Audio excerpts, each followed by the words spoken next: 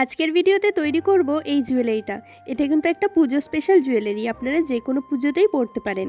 আর এখানে দেখুন গোল করে কার্ডবোর্ড কেটে নিয়েছি দুটো আলাদা আলাদা সাইজের, একটা ছোট আর একটা বড়। আর দুটোকেই আলাদা আলাদা কালারের কাপড় দিয়ে এভাবে কভার করে নিয়েছি। এখানে আমি কটন কাপড় ইউজ করেছি। আর এরপর আমি এর ব্যাক সাইডে লেসটা সেলাই করে দিচ্ছি। যখন আপনারা লেস সেলাই করবেন তার আগে ব্যাক সাইডে এই কার্ডবোর্ডের চেয়ে একটুখানি ছোট কাপড় গোল করে কেটে নিয়ে পেস্ট করে তার উপর এই লেসটা সেলাই করবেন, তাহলে সেলাইটা করতে সুবিধা হবে। কারণ এর ব্যাক সাইডে যেহেতু কাপড় ছিল না, শুধু কভারিং করা যে কাপড়ের বাড়তি অংশ ছিল সেটার ওপর থেকেই আমাকে সেলাই করতে হচ্ছিল, তো একটু অসুবিধা হচ্ছিল। তার জন্য আপনারা প্রথমে ব্যাক সাইডে কাপড়টা আটকে নেবেন, তারপর সেলাইটা শুরু করবেন। আর এখানে কার্ডবোর্ডটাকে কিভাবে আমি কাপড় দিয়ে কভার করলাম সেটা আর দেখালাম না এই ভিডিওতে, নয়তো ভিডিওটা অনেকটা বড় হয়ে যেত।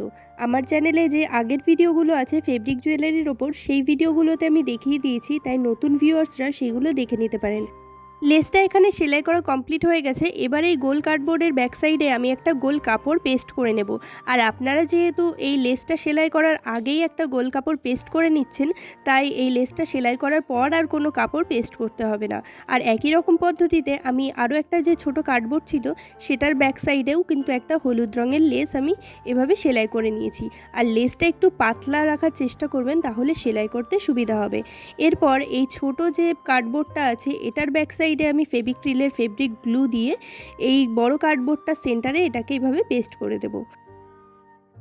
এটাকে এবার বড় কার্ডবোর্ডের ওপর আঠা দিয়ে পেস্ট করা হয়ে গেলে এয়ার ড্রাই ক্লে দিয়ে এর ওপর যে ক্লের জিনিসগুলো আমি বসাবো সেগুলো তৈরি করে নেব। আর ক্লে দিয়ে কিভাবে জিনিস তৈরি করতে হয় আর সেগুলোর যত নিয়ম আছে সব কিন্তু আমার আগের যত ক্লে দিয়ে তৈরি জিনিস আছে, মানে জুয়েলারি আছে, সেগুলোর ভিডিওতে আমি বলে দিয়েছি। তো সেখান থেকে নতুন ভিউয়ার্সরা গিয়ে দেখে নিতে পারেন। ক্লে দিয়ে আমি যতক্ষণে জিনিসগুলো তৈরি করছি, এই জিনিসগুলো তৈরি করার পদ্ধতি দেখতে দেখতে যারা আমার চ্যানেলের ভিডিও নতুন দেখছেন তারা অবশ্যই কিন্তু আমার চ্যানেলটাকে সাবস্ক্রাইব করে রাখবেন।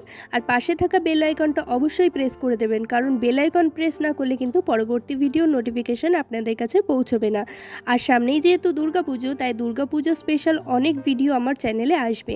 আর সেখান থেকে ডিজাইন দেখে নিয়ে আপনারা নিজেদের জন্য জুয়েলারি বানাতে পারেন, অথবা নিজেদের ছোট একটা বিজনেসও কিন্তু শুরু করে নিতে পারেন পুজোর আগে। পরবর্তী ভিডিওগুলোতে আমি দুর্গাপুজো স্পেশাল জুয়েলারি তৈরি করে আপনাদেরকে দেখাবো। আর সাথে যারা নতুন বিজনেস শুরু করতে চাইছেন তাদেরও একটা ছোট আইডিয়া দিয়ে দেবো যে কিভাবে আপনারা জিনিসটা তৈরি করবেন, প্লাস কিভাবে তৈরি করলে আপনাদের জিনিসটাতে লাভ থাকবে, কি কি কিনতে হবে আর কোথায় সেল করতে হবে, সমস্ত ডিটেলসই আমি বলে দেবো একটা ভিডিও করে। আর এখানে দেখুন আমি লকেটের জন্যে এই ক্লের জিনিসটা তৈরি করে নিচ্ছি। আর এরপর আমি ইয়াররিংসের জন্যও কিন্তু একই রকম পদ্ধতিতে এর চেয়ে ছোটো সাইজে এরকমই জিনিসগুলো তৈরি করে নেব। ক্লে দিয়ে আমি জিনিসগুলো তৈরি করে নিয়েছি। এরপর আমি ফেব্রিক কালার দিয়ে এগুলোকে লাল রং করে নেব। তারপর এগুলোর ব্যাক সাইডে ফেভিক্রিলের ফেব্রিক গ্লু ইউজ করে এগুলোকে এই লকেটের সাথে আর ইয়াররিংসের সাথে পেস্ট করে দেব। ফেব্রিক জুয়েলারির ক্ষেত্রে কিন্তু ফেভিক্রিলের এই ফেব্রিক গ্লুটা বেস্ট। যে কোনো ফেব্রিক জুয়েলারি তৈরির ক্ষেত্রে এটা ইউজ করলে খুব সহজে জিনিসগুলো তৈরি করা যায়। তো যারা প্রথমবার ফেব্রিক জুয়েলারি তৈরি করবেন ভাবছেন, আগেই কিন্তু এই আঠাটা কিনে নেবেন। এরপর দেখুন আমি ফেভিক্রিলের একটা অ্যাক্রিলিক কালার দিয়ে এভাবে আমি ডিজাইন করে নিচ্ছি। আর এরপর আমি এই ক্লের তৈরি জিনিসগুলোকে আঠা দিয়ে পেস্ট করে নিচ্ছি। আর এই লকেটটাকে আমি যে টাসেলের সাথে অ্যাড করব, সেই টাসেলটা কিন্তু আমি আগেই তৈরি করে রেখেছি, আর সেটারও একটা ভিডিও আমার চ্যানেলে দেওয়া আছে। যারা দেখেননি এখনও তারা গিয়ে দেখে নিতে পারেন কিভাবে আমি এটা তৈরি করলাম। এরপর আমি লকেটের ব্যাক সাইডে ওই আঠাটা ইউজ করে এই টাসেলের নিচের দিকে লকেটটাকে পেস্ট করে দেব। আর এখানে যে ইয়াররিংস দুটো আমি তৈরি করেছি এর ব্যাক সাইডেও আমি স্টাড লাগিয়ে নেব ওই একই আঠা ইউজ করে। তো জুয়েলারিটা কেমন লাগলো অবশ্যই কিন্তু একটা কমেন্ট করে জানাবেন। আর পরবর্তী ভিডিওতে কি দেখতে চান সেটাও অবশ্যই কমেন্ট করে জানাবেন। এই জুয়েলারিটা যদি কেউ আপনারা অর্ডার করতে চান তাহলে ডেসক্রিপশন বক্সে আমার পেজের লিঙ্ক দিয়ে দেবো, সেখান থেকে গিয়ে অর্ডার করে নিতে পারেন। আবার দেখা হবে পরবর্তী কোনো ভিডিওতে।